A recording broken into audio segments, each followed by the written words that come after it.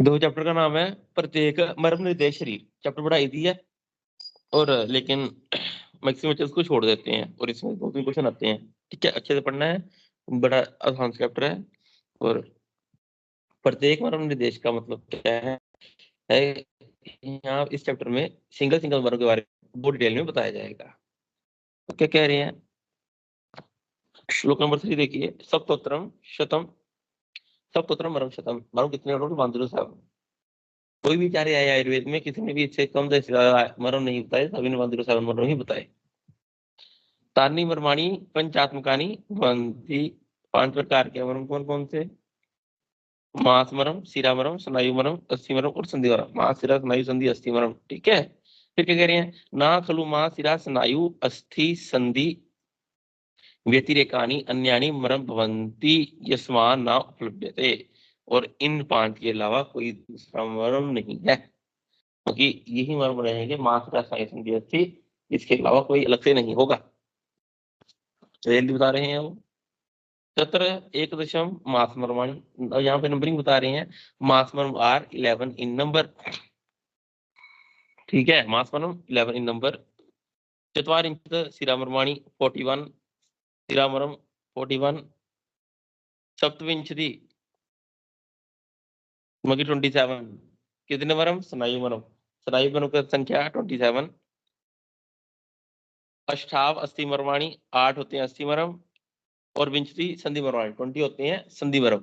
ये शल्य के पेपर में भी कंप्लीट टॉपिक है, 15 नंबर का 10 नंबर का क्वेश्चन आया था मर्म से। क्या संख्या है मर्म की, मांस, शिरा, स्नायु, संधि, अस्थि रिस्पेक्टिवली 11, 41, 27, 8 एंड 20। नेक्स्ट देखिए क्या कह रहे हैं, तेषाम एकादश अस्मिन शक्ति भवन्ति। अब कह रहे हैं, अब एज पर द रीजन मर्म बता रहे हैं। वो कह रहे हैं कि तेषाम एकादश एक शक्ति, शक्ति किसको कहते हैं, लिंब को। सिंगल लिंब में कितने मर्म है, 11। तो 4 लिंब है, टोटल 44 मर्म हो गए शाखाओं में। ठीक है, 11 to 4 टोटल शाखाओं में और कितने हो गए, 44। ठीक है, वही बता रहे हैं, एतेन शक्ति बाहुच व्याख्या। तो बाकी शक्ति में भी वैसे ही जानना चाहिए। उदर उर द्वादश, उदर प्रदेश में और उर प्रदेश में। ठीक है, मतलब कि फ्रंट में, उदर में और उर प्रदेश में कितने मर्म है, द्वादश 12। और चतुर्दश पृष्ठ बैक में, बैक में कितने हैं, 14। फ्रंट में 12 मर्म, बैक में 14 मर्म। ग्रीवापत्ति ऊर्ध्वम सप्तत्रिंशत् और ऊर्ध्व जत्र कितने हैं, 37। वेरी वेरी इजी, याद रखना। मर्म की संख्या कैसे बता रहे हैं वो हमारे को, शाखा में 44 मर्म, एक शाखा में 11, 11 into 4 44। फिर बाहु में कितने हैं, एक बाहु में 11 हो गए, टोटल इंटू 4 44। उर और उधर मतलब कि फ्रंट में कितने हैं, 12, बैक में 14 और विवाह ऊर्ध्व सप्तत्रिंशत् 37। बेसिक ये पता होना चाहिए पहले तो। अब बता रहे हैं जो शाखा में कौन कौन से मर्म होंगे, इनको रीड करना है, खुद से याद होते रहेंगे। तत्र शक्ति मर्माणी शिप्र तलहृदय कूर्च कूचिर गुल्फ इंद्रवस्ती जानु आनी उर्वी लोहिताक्ष विटप च इति। ये मर्म है शक्ति के। ठीक है, 11 नाम है, 11 to 4 44 हो जाएंगे। नेक्स्ट देखो क्या कह रहे हैं, उदर प्रदेश में उदरस्तु गुद्दपस्थि नाभि हृदय स्तन मूल स्तन रोहित अपलाप। ठीक है, ये पलाप लिखा, पूरा नाम इसका अपलाप है। अपलाप अपस्तंभो, 2 अपलाप स्तंभ। ठीक है, ओ लग रखा है, 2 अपस्लाप होते हैं और 2 अपस्तंभ रहते हैं, 2 स्तन रोहित होंगे। ठीक है, गुदा बस्ती नाभि हृदय सिंगल सिंगल, गुदा एक, बस्ती एक, नाभि एक, हृदय एक, स्तनमूल 2, स्तन रोहित 2, अपलाप 2, अपस्तंभ 2। फिर कह रहे हैं पृष्ठमर्म, बैक में कैसे रहेंगे मर्म, पृष्ठमर्म की बता रहे हैं इसके बारे में। कटिक तरुण कुकुंद्र नितंब पार्श्व संधि, कंप्लीट नाम है पार्श्व संधि। बृहति एंड अंश फलक और अंश, अंश फलक और अंश, ये आगे हमारे पास कौन से वर्म, पृष्ठ के वर्म। नेक्स्ट क्या है, क्या पृष्ठ के बाद बाहुमरम, ये बाहु में वही होंगे जो शक्ति में थे। शिप्रमरम, तल हृदय, कूर्च, कूर्च शिर, मणिबंध, इंद्रवस्ती, कूर पर, आणी, उर्वी, लोहिताक्ष, कक्षधर। नेक्स्ट वन द लास्ट, जत्रु ऊर्ध्व। ऊर्ध्व जत्रु वर्म कौन कौन से हैं, चतस्रोधमनी मतलब 4 धमनियां। फिर कह रहे हैं अष्टमात्रिका, ठीक है, ये सब नेक में रहेंगे, ग्रीवा में। चतस्रोधमनी 4 धमनियां होंगी, एक अष्टमात्रिकाएं होंगी, ठीक है। अब आचार्य सुश्रुत ने कोई भी धमनी वर्म नहीं माना है, मार्ग सिरा स्नायु संधि अस्थि, ठीक है। अगर क्वेश्चन आता है एग्जाम में कि ये ऊर्ध्व चतुर्गत में धमनी वर्म कितने हैं, तो ये वर्म का नाम ही धमनी है, ठीक है। चतस्रो 4 है, जिसका नाम क्या है, धमनी। अष्टमात्रिकाएं 2 क्रिकाटिका, 2 विदुर, 2 फने, फण, ठीक है। फिर कह रहे हैं द्वा अपांग, अपांग वर्म भी 2 रहेंगे। द्वा आवर्त, आवर्त वर्म 2। द्वा उत्क्षेप, 2 उत्क्षेप परम। 2 शंख, 2 शंख वर्म। एक स्थपनी, एक स्थपनी वर्म है। 5 सीमंत वर्म है, सीमंत वर्म 5, ठीक है। पंच सीमंत, चतवारी श्रृंगाटक कानी, एको अधिपति। 4 श्रृंगाटक वर्म रहेंगे और 1 अधिपति रहेगा। अब नेक्स्ट देखना है एक बार, हृदय वर्म। नेक्स्ट बता रहे हैं, जो हमने संख्या पढ़ी थी, मास, सिरा, स्नायु संधि अस्थि रिस्पेक्टिवली 11, 41। मास में कितने वर्म थे, 11, ठीक है। तो कौन कौन से 11 वर्म है मास वर्म, पत्र, तल हृदय, इंद्रवस्ती, गुद, स्तन रोहित, मास वर्म। मास वर्म 11 नंबर, कैसे है वो, तल हृदय, इंद्रवस्ती, गुद और स्तन रोहित। तल हृदय कितने, 4 बोलते हैं, जो हाथ होता है वहां, ठीक है, हैंड का पाल्मर एस्पेक्ट रहेगा, उसके बिल्कुल सेंटर में, मिड पॉइंट में जो पॉइंट रहता है, उसको बोला जाता है तल हृदय, ठीक है। दोनों हाथ में एक, दोनों पाँव में एक है, तो तल हृदय कितने हो गए, 4। नेक्स्ट वन है इंद्रवस्ती, 4, गुदा 1, स्तन रोहित 1। ये सब डिटेल में देखेंगे आगे, अभी सुनते जाओ, ठीक है। तल हृदय 4, इंद्रवस्ती 4, गुदा 1, स्तन रोहित 1। टोटल काउंट करके तो बनते हैं 11। नेक्स्ट इज द, ये मरम की क्लासिफिकेशन है ऑन द बेसिस ऑफ रचना, रचना बेसिस क्लासिफिकेशन है ये। फिर आगे क्या हमारे पास, सिरामरम, ठीक है। सिरामरम कितने थे, 41। कैसे हुए 41 वो, देखो,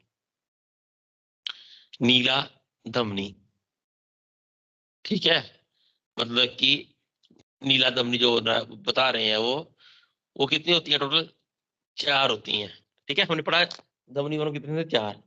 तो उसकी कंप्लीट संख्या क्या है, उसका कंप्लीट नाम है नीला धमनी। धमनी वर्म को ही नीला धमनी भी बोला जाता है।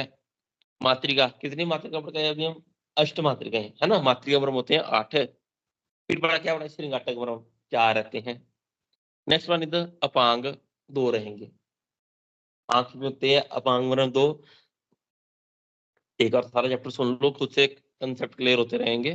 स्थपनी वर्म 1, फिर आता है फण 2, स्तनमूल 2, अपलाप 2, अपस्तंभ 2, हृदय 1, नाभि 1, पार्श्व संधि, बृहति, लोहिताक्ष, उर्वी, और ये सब कौन से है, सिरामरम। नेक्स्ट वन इज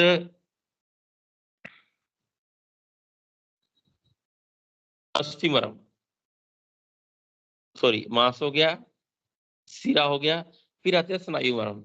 मांस, सिरा, स्नायु, स्नायु कितने, 27।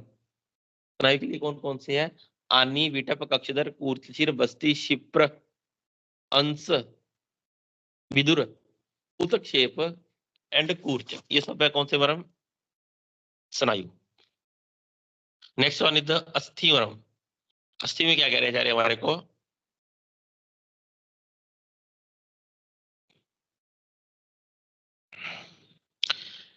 कटिक, तरुण, नितंब, अंश फलक एंड शंख, ये 4 होते हैं सिर्फ। टोटल 8 बन जाएंगे, 2-2 रहते हैं, 2 कटिक तरुण, 1 नितंब, 1 अंश फलक और शाखा। टोटल कौन से हो गए, ये दो कौन थे? अस्थिमरम। लास्ट वन इज संधिमरम, संधि वही ज्वाइंट्स में रहेंगे। जानुवरम 2, जानु किसको बोलते हैं? टी ज्वाइंट को, ठीक है, कूर पर एल्बो को। सीमंत 5, सिर की संधियां रहती हैं। अधिपति, सिर में जो सबसे ऊपर का हाईएस्ट पॉइंट रहता है उसको अधिपति बोला जाता है, अधिपति मरम, ठीक है। गुल्फ 2, एंकल ज्वाइंट को। मणिबंध 2, रिस्ट ज्वाइंट को। 2 कुकुंदर, 2 आवर्त, 2 क्रिकाटिका, ये सब क्या है हमारे पास? संधि मरम।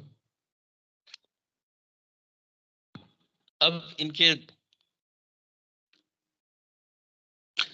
नेक्स्ट कह रहे हैं परिणाम बेसिक क्लासिफिकेशन, मतलब अगर कहीं पर चोट लगती है, आघात होता है, तो क्या रिजल्ट रहेगा? Classification on the basis of परिणाम बेस से, है ना, on the basis of result, क्या रिजल्ट रहेगा? तानी एतानी पंच विकल्पानी मर्मानी भवंती, 5 विकल्प होते हैं विकल्प वेद से। सद्य प्राण हानि, आइदर इमीडिएटली डेथ होगा, या फिर कालांतर प्राण हानि, थोड़ी देर बाद डेथ होगा, या फिर वैकल्य कराणी, ऊर्जा कराणी, ठीक है। फर्स्ट वन इज द सद्य प्राण हराणी, कालांतर प्राण हराणी, विशल्य कराणी, वैकल्य कराणी एंड ऊर्जा कराणी। तो वो कह रहे हैं तत्र, अगर हम ऑन द बेसिस ऑफ परिणाम बेस देखें तो क्या होता है? तत्र सद्य प्राण हराणी कितने आई है? 21 20-1 और टोटल 19 रहते हैं। सद्य प्राण हरवरों की संख्या रहती है 19 कालांतर प्राण हरवरों की संख्या रहती है 33, ठीक है। कालांतर प्राण हराणी 33। नेक्स्ट वन इज त्रीणी विशल्य ग्रहणी, मतलब कि 3 मरम है जो क्या है? विशल्य गण है। विशल्य गण मरम कितने हैं? सिर्फ और सिर्फ 3 मरम है जिसको विशल्य गण मरम बोला जाता है। नेक्स्ट वन इज चतुष्चत्वार विंशति चतुर्वार 44 को 44 मरम है जो विकल्पता करते हैं। लास्ट वन इधर रुजाकर मरम जो 8 रहते हैं। रुजाकर मरम आर 8 इन नंबर। अब हम देखेंगे सद्य प्राण मरम कौन कौन से, ठीक है। सद्य प्राण मरम कौन कौन से रहेंगे? कितने से? टोटल 19 से सद्य प्राण मरम। तो कैसे हुए 19 सद्य प्राण मरम? मरम वही रहेंगे जो हम पढ़कर आए हैं शुरू से, वही घूमते रहेंगे। सद्य प्राण 19 कैसे हो रहे हैं? लास्ट में ट्रिक बता दूंगा कैसे याद करेंगे। श्रृंगाटकानी, अधिपति, शंखो, कंठशिरा, गुद्ध, हृदय, बस्ती, नाभि। पहली बात तो याद रखना जितने भी मरम सिंगल इन नंबर है, ठीक है, जो मरम सिर्फ संख्या में 1 है वो सारे सद्य प्राण रहते हैं, ठीक है। श्रृंगाटक कितने थे? 4। अधिपति कितना? 1। शंख 2। कंठ सिराएं 8, ठीक है। कंठ सिराएं 8। गुदा 1, हृदय 1, बस्ती 1, नाभि 1। ये सारे कितने हैं हमारे? सद्य प्राण मरम। श्रृंगाटक, अधिपति, शंख, कंठ सिरा, गुद, हृदय, बस्ती, नाभि। फिर कह रहे हैं कालांतर प्राण मरम, तो उसमें क्या आएगा हमारे पास कालांतर प्राण में? हाँ जी सर आपने ये क्यों कहा कि ये सारे सिंगल रहते हैं? उसमें तो नंबरिंग भी तो दे रखी है। नहीं नहीं, मैं ये बोल रहा हूँ कि जितने मरम संख्या में सिंगल होंगे, मगर जो मरम एक एक होगा वो सद्य प्राणहर ही होगा। जैसे बस्ती सबके पास अच्छा, एक है, सद्य प्राणहर है। नाभि सभी के पास एक रहती है तो वो मरम सद्य प्राणहर रहेगा। हृदय एक है, सद्य प्राणहर है। गुदा एक है, सद्य प्राणहर है। इसके अलावा कौन कौन से हैं? श्रृंगाटक, शंखो, कंठशिरा। जो भी मरम संख्या में एक है बॉडी में वो सब सद्य प्राणहर की कैटेगरी में आते हैं। नेक्स्ट वन इज द कालांतर प्राणहर। कालांतर प्राणहर में क्या कह रहे हैं? वक्षो मर्माणी, ऑल द मर्म ऑफ वक्ष, ठीक है। वक्ष प्रदेश के सारे मर्म, वक्ष प्रदेश के सारे मर्म जितने भी है वो कालांतर प्राणहर बोल दिए। अब वक्ष प्रदेश में हृदय भी आता है, लेकिन हृदय कहाँ पे है ये खुद से युक्ति लगानी है क्योंकि उन्होंने ऑलरेडी सद्य प्राणहर के बारे में बोल दिया, ठीक है। अब याद रखना वक्ष प्रदेश में टोटल 9 मर्म रहते हैं, वक्ष प्रदेश में टोटल 9 मर्म होते हैं। कौन कौन से? 2 स्तनमूल, 2 स्तनरोहित, 2 अपलाप, 2 अपस्तंभ। स्तनमूल, स्तनरोहित, अपलाप, अपस्तंभ, टोटल ये 8 और 1 हृदय 9, टोटल 9 मर्म होते हैं वक्ष प्रदेश में। लेकिन ऑलरेडी पहले श्लोक में हृदय को बोल दिया सद्य प्राणहर है, तो ये कालांतर में नहीं जाएगा। तो 8 9 - 1 = 8, तो 8 मर्म होंगे जो कालांतर प्राणहर रहेंगे। ठीक है, वक्ष मर्माणी, वक्ष जितने मर्म है वो सब जाएंगे कालांतर प्राणहर मर्म में। फिर क्या कह रहे हैं? सीमंत, तल, क्षिप्र, इंद्रवस्ती। तल का मतलब तल हृदय। ठीक है, सीमंत मर्म, कितने सीमंत थे? सिर में सीमंत थे 5, 5 के 5 सीमंत। नेक्स्ट वन इज द तल, तल वर्ड से मतलब तल हृदय। नेक्स्ट इज द क्षिप्र मर्म और इंद्रवस्ती। ठीक है, 4 ही क्षिप्र मर्म होते हैं, 4 ही इंद्रवस्ती होते हैं। ये सब क्या है? ये है कालांतर प्राणहर मर्म, ये है कालांतर प्राणहर मर्म। उसका क्या कह रहे हैं? फिर कह रहे हो कटिक तरुण, कटिक तरुण कितने? 2। संधि, संधि वर्ड यहाँ पे पार्श्व संधि। ठीक है, पार्श्व संधि। फिर क्या गया? संधि पार्श्व जो बृहति, बृहति वर्म भी 2 रहते हैं। नितंब, च, एतानी कालांतराणी च, ये सब कालांतर प्राणहर वर्म है। अब यहाँ पे क्षिप्र वर्म है, यहाँ पे बताया कालांतर प्राणहर वर्म में। इसी चैप्टर में श्लोक नंबर 24 में चारे बोलते हैं इसके लिए कि आशु मारयंती, कि कभी कभी क्षिप्र वर्म पे चोट लगने पर इमीडिएटली डेथ भी हो जाती है। तो कालांतर प्राणहर समुद्र टाइप क्या होता है? इमीडिएटली डेथ करने वाला भी होता है। नेक्स्ट देखिए विशल्यगन वर्म। विशल्यगन उसको बोला जाता है कि यहाँ पर अगर चोट लगती है किसी शल्य के द्वारा, कोई फॉरेन बॉडी के कारण कोई चोट लगती है, जब तक वो फॉरेन बॉडी प्रेजेंट रहेगी तब तक डेथ नहीं होता। अगर हम फॉरेन बॉडी को खुद खींच के बाहर निकाल दिया जाए तो इमीडिएट डेथ हो जाता है, तो इसको विशल्यगन बोल जाता है। ठीक है, जब तक फॉरेन बॉडी वहां पे पड़ी रही है या फिर खुद से ही हीलिंग होते हुए, ठीक है, अपने आप से हीलिंग होते हुए फॉरेन बॉडी बाहर निकल जाती है तो डेथ नहीं होगा, ऐसे इमीडिएटली डेथ हो जाएगा। 3 होते हैं ये, वेरी इजी। उतक्षेप और सपनी, 2 उतक्षेप और 1 सपनी। 3 होते हैं संख्या में, 2 उतक्षेप मर्म रहते हैं और 1 सपनी रहती है। नेक्स्ट वन इज द वैकल्यकर मर्म। वैकल्यकर कौन कौन से? लोहिताक्षाणी। कितने लोहिताक्ष? एक एक लिंब में एक, टोटल 4। जानु, उर्वी, कूर्च, विटप, कूर्पर, कुकुंदर, कक्षधर, विदुर, स्क्रिकाटिका, अंश, अंश फलक, अपांग, नीला, मन्या, फणो, ये सब कौन से है? वैकल्यकर मर्म। और तो और वैकल्यकराणी, आवर्त 2, 2 आवर्त मर्म। All these are the under the category of वैकल्यकर मर्म।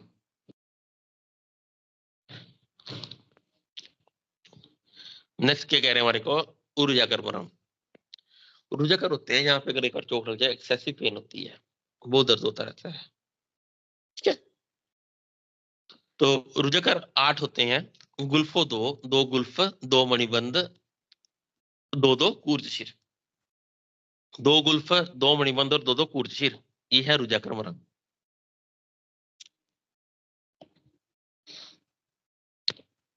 हमने कूर्च को देखा, वो कूर्च मर्म था वैकल्यकर मर्म में, और कूर्चशीर है रुजाकर मर्म में।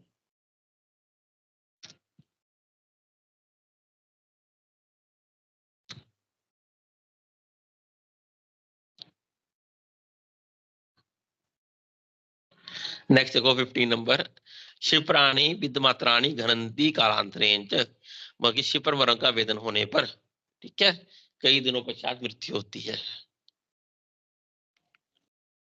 नेक्स्ट आगे फिर से बताएंगे 24 नंबर श्लोक में कि कभी कभी इमीडिएटली मृत्यु भी हो जाती है। उसको क्या कह रही हैं? तत्र सद्य प्राणहराणी आग्नेयानी, जितने भी प्राणहर मर्म है इन ये सब आग्नेय होते हैं, इनमें अग्नि की प्रधानता रहती है, अग्नि महाभूत की प्रधानता रहती है। अग्नि गुणेशु आशु शीनेशु शयंती, अग्नि गुण की प्रधानता होने के कारण जितने भी प्राण हरमरम है उसमें आग्नेय की प्रधानता रहती है। अग्नि महाभूत की प्रधानता होने के कारण आशु शीनेशु शप्यंती, इमीडिएटली शरीर का क्षय कर देते हैं ये। नेक्स्ट देखो, कालांतर प्राणहराणी सौम्य आग्नेय गुणाणी। कालांतर प्राण हरमरम है उसमें प्राण डेथ होती है, प्राण जाते हैं, लेकिन with the passage of some time, कुछ समय के बाद। क्यों? कि इसमें क्या है, सौम्य आग्नेयानी च, अग्नि के साथ साथ सौम्य गुण की, शीत गुण की प्रधानता भी है, जल महाभूत की प्रधानता भी है, जिस कारण से इमीडिएटली डेथ नहीं होती है। फिर कह रहे हैं अग्नि गुणेशु आशु श्विनेशु कर्मेंच सोम गुणेशु कालांतरेण क्षयंती। अग्नि की प्रधानता होने के कारण डेथ तो इमीडिएटली हो जानी चाहिए, लेकिन सोम गुण की, सौम्यता शीतता जल की प्रधानता होने के कारण जो प्राण का क्षय होता है कालांतरेण, थोड़े समय के बाद होता है। नेक्स्ट देखो, विशल्य गणवरम। फिर कह रहे हैं विशल्यगण, विशल्य प्राण हरानी वायव्यानी। विशल्यगण वरम में वायु की प्रधानता रहती है। ठीक है, विशल्यगण जितने भी वायु में है, वायु की प्रधानता रहती है। क्यों? जैसे ही शल्य को बाहर निकाला कहते हैं वहां से वायु बाहर निकलती है और डेथ हो जाती है। विशल्यगण प्राण हरानी वायव्यानी शल्य मुख अवरुद्धो। शल्य मुख अवरुद्ध का क्या मतलब है? यहाँ पे चोट लगी तो यहाँ पे फॉरेन बॉडी गई, वहां पे तब तक फॉरेन बॉडी ने क्या किया है, वायु का मार्ग रोके रखा है, जिस कारण से वायु वहां से बाहर नहीं निकल पा रही। जैसे ही फॉरेन बॉडी बाहर निकाल देंगे तो वहां से क्या होता है, वायु बाहर निकलती है और इमीडिएटली डेथ होती है। शल्य मुख अवरुद्धो, शल्य मुख ने विरोध करके रखा है वायु का। यावद अंतर वायु तिष्ठन्ति, जिस कारण से वायु अंदर की ओर ही तिष्ठित रहती है। तावत जीवेति, तब तक जो प्राणी है वो जीवित रहता है। उददृत मात्रे, जैसे ही निकाल दिया या खींच दिया जो भी शल्य है, तू शल्य मर्म स्थान आश्रितो वायु निष्क्रमाति। जैसे ही शल्य को बाहर खींच के निकाल दिया, जो मर्म स्थानगत वायु है वो बाहर की ओर निकल जाती है। मर्म स्थानगत वायु क्या होता है, वो बाहर निकल जाती है। तस्मात् स शल्यो जीवेत, इसलिए जब तक शल्य है तब तक प्राणी जीता है। तस्मात् स शल्यो जीवेत उददृत शल्य म्रियते, और तो अगर शल्य निकाल दिया गया, उददृत उखाड़ दिया गया, बाहर खींच दिया गया, तो इमीडिएटली डेथ होती है। नेक्स्ट वो क्या कह रहे हैं, पाकात पतित शल्यवा जीवती। और अदर कंडीशन क्या है, पाकात मतलब खुद से पकना। जब खुद से पकता है शल्य और खुद से पककर खुद से गिर जाए तो भी प्राणी नहीं मरता, तो भी जीतता है, जीवित है। नेक्स्ट देखो, वैकल्यक रानी। वैकल्यकर में डेथ बिल्कुल नहीं होती, विकलता उत्पन्न होती है। क्यों? क्योंकि इसमें जल महाभूत की सौम्यता की प्रधानता रहती है।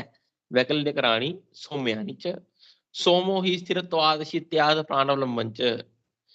सोम गुण की में स्थिरता गुण होने से, स्थिर गुण होने के कारण, ठीक है, और शत्यात प्राणों का अवलंबन, ये क्या करता है, प्राणों को धारण करके रखता है, मृत्यु देने वाला नहीं रहता।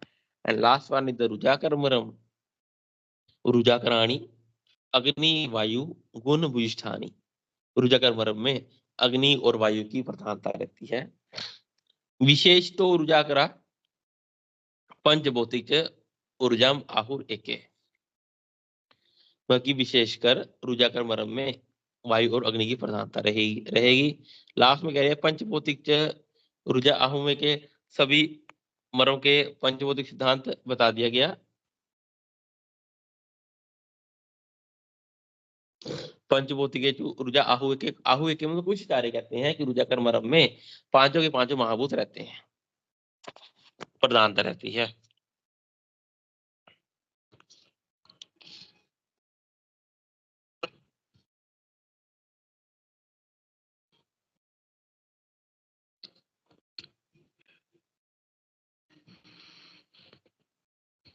नेक्स्ट देखना, नंबर 18। यहाँ पे क्या कह रही है, अन्य चार्य का मत दे रहे हैं कि कुछ चार्यों का मत है कि मांस आदि पांच मरम, मांस आदि पांचों के समान प्रकार से एकत्र संयोग होने पर बढ़ने पर सद्य प्राण होते हैं। वो कहते हैं मरण क्या है, मांस सिरा स्नायु संधि अस्थि का जहाँ संयोग होता है उसको मरण बोला जाता है। यहाँ पे मांस सिरा स्नायु संधि अस्थि पांचों का इक्वल अमाउंट में, बराबर मात्रा में संयोग हो रहा हो, मिल रहे हो, वहां वो सद्य प्राणहर मरम है।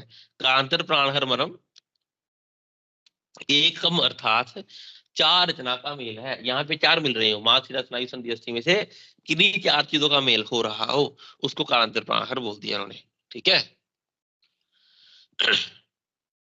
नेक्स्ट कह रहे हैं ऐसे ही स्नायु में क्या होता है, कोई 3 चीजें मिलती हैं, सिरा में 2 मास शिरा स्नायु संधि, ऐसे ऐसे करके एक एक कम होता रहेगा। यहाँ सद्य प्राणहर मर्म में क्या होगा, 5 चीजें एक साथ मिल रही हैं, कालांतर प्राणहर में 4 चीजों का संयोग हो रहा है। ठीक है। विशल्य गणमरम में 2 कम हो जाएंगी। ठीक है, 3 चीजों का संयोग होगा। वैकल्य कर्मरम में 2 चीजों का संयोग होगा, सिर्फ मास रसायन संदेश में से सिर्फ और सिर्फ 2 चीजों का संयोग होता है, और ऊर्जा कर्मरम में एक ही बच जाएगी, एक का ही संयोग होता है। कुछ अन्य कार्य का मत है, ये नोट सो इंपोर्टेंट। आगे देखिए आप नंबर 19, चतुर्विधा यास्तु सिरा शरीरे प्रायंता मरमसु सन्निविष्टा। चतुर्विधा तास्तु सिरा का मतलब है वातज पित्तज कफज अंडक्तज सिरा, चारों प्रकार की सिराएं। ठीक है। यह अस्तु सिरा शरीरेन प्रायंता मरमसु सन्निविष्टा, यहाँ पे 4 प्रकार की सिराएं विद्यमान रहती हैं जब मिलती हो, वात पित्त कफ और रक्त सिराएं। यहाँ पे चारों प्रकार की सिराएं रहती हैं। ठीक है, मर्मों के आसपास रहती हैं, स्नायु अस्थि मांसानी तथा संधिन संतर्प्य। तो ये चारों सिरा क्या करती हैं, स्नायु का, अस्थि का, मांस का, संधि का तर्पण करती रहती हैं। तर्पण मतलब उनको न्यूट्रिशन देती रहती हैं।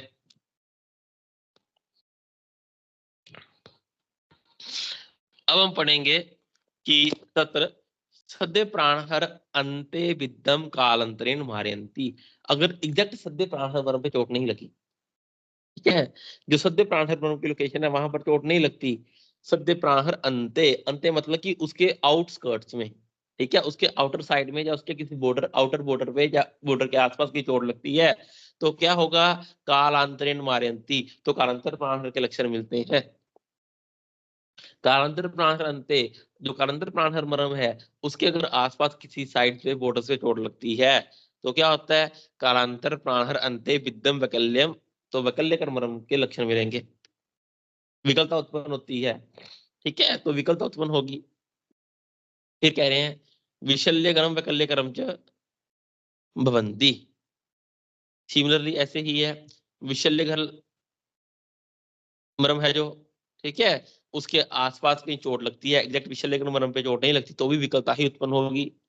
उसका वैकल्य कर कालांतरेण, ठीक है, अगर कह रहे हैं वैकल्य कर कालांतरेण कि वैकल्य कर मरम के आसपास चोट लगती है कहीं, विकलता उत्पन्न होनी थी यहाँ पे, वहां नहीं हुई। ठीक है, वैकल्य कर मरम के आसपास चोट लगती है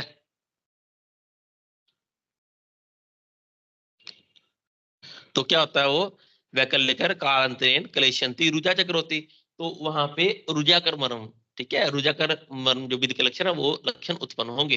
ठीक है, लास्ट वन इज रुजाकर मर्म के आसपास चोट लग जाता है अगर, रुजा अति तीव्र वेदना बनती, तो एक्सेसिव पेन होता है।